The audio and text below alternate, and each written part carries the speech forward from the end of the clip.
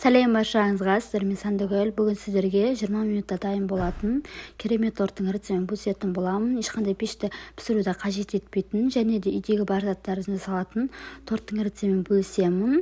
Видеоны соңына дейін толық көріңіздер. Ең алдымен менің каналыма тіркеліп, қоңырау батырмасын басуды ұмытпаңыздар. Және де сұрақтарыңыз болса, комментария қалдырыңыздар, міндетті түрде жауап беретін боламын. Ең алдымен осындай ыдысымызға бір кесе шекерімізді және де 50 грамм кукурузный крахмалымызды қосып, және де шым тұз қосып, жақсылап барлығын араластырып алатын боламыз. Араластырып болғаннан кейін 2 жұмыртқаны жарып, тағы да араластырып жүреміз. Және де бізге 500 мл сүт керек болады. Соның кішкентай ғана бөлігін қосып, тағы да жақсылап қою массасы пайда болғанша жақсылап араластырып аламыз. Міне дәл осындай масса пайда болу керек. Одан кейін осы дайын начинкамызды газге қойып, орташа отта қойып, үздіксіз араластырып отырып, қоймалжың пайда болғанша араластырып отыратын боламыз.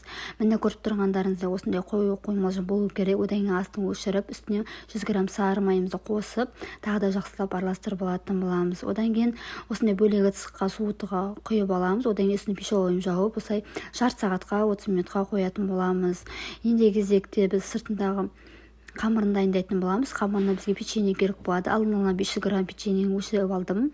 Осылай блендердің көмегімен барлығын уатып шығатын боламыз. Осылай жарт-жарттан бөліп салып, блендермен осылай араластырып аламыз да. Осындай масса пайда болу керек. Мен осындай ұнтақ, осылай барлығын түгел өткізіп алып, осылай ыдысымызға барлығын жинап алатын боламыз.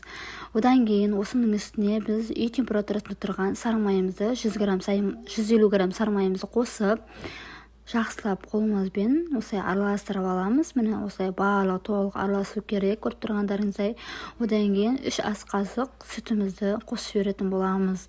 Мен алдын ала өлшеп осындай кәсеге құйып алдым. Осылай құйып, тағы да қосып, тағы да араластырып аламыз. Қолыммен тағы да араластырып алатын боламыз. Міне толық барлығын араластырғаннан кейін торт пісіретін формамызға барлығын орналастырып алатын боламыз. Астың жағына пергамент қағазын төсеп жібердім мен. Міне осылай араластырып, одан кейін осылай формамызға орналастыратын боламыз.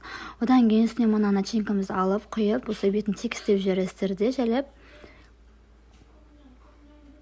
тегістеп алып, одан кейін үстіне мен үй жағдайында қалған ұнтақ печеньенің ұнтағына сахарный пудраны қосып, араластырып жібердім де, осылай бетіне барлығын сеуіп шықтым. Толық бетіне барлығын сеуіп шығасыздар да. Одан кейін холодильникке 3-4 сағатқа немесе бір түнге қалдыруға болады. Осы бір түнге қалдырып қойып қоясыздар. Одан кейін өздеріңіздің отбасыларыңызға ұсынсаңыздар болады. Бұл торт міндетті түрде сіздерге ұнайды, өте нежный болып шығады, өте тәп-тәтті болып шығады. Десерттенсем де болады. Дәл осы рецепт жасап көріңіздер, міндетті түрде ұнайды және де тез дайын болады. Осы рецепті жасап көріңіздер. Және де сұрақтарыңыз болса, комментария қалдырыңыздар, міндетті түрде сіздерге жауап беретін боламын.